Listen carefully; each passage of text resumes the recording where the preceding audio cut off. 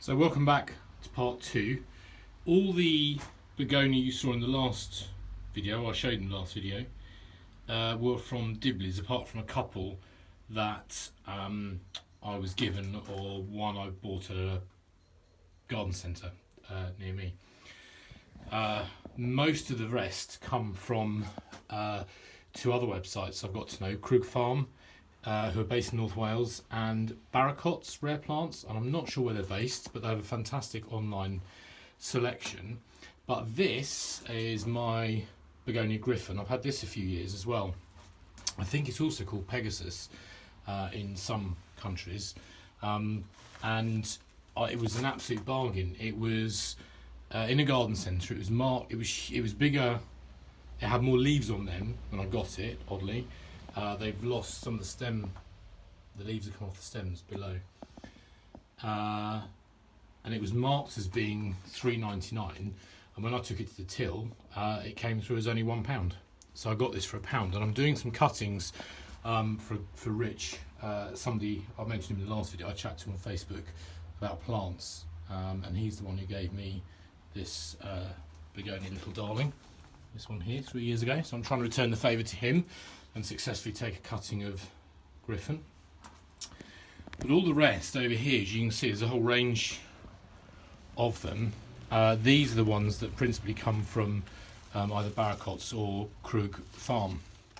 And I think, well, some of them certainly are probably species begonias, so I'm trying to find the name.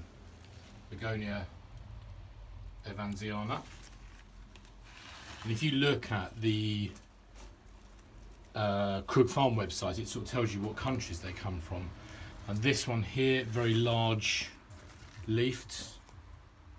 This is called candy floss, Barracotts candy floss. So this is probably a man-made hybrid, but I love the size of those leaves. That's huge. I think it's as big as my hand. And these, come back to this one here, the beautiful pink, or deep pink veining. Probably one of my larger plants here, and turn it round.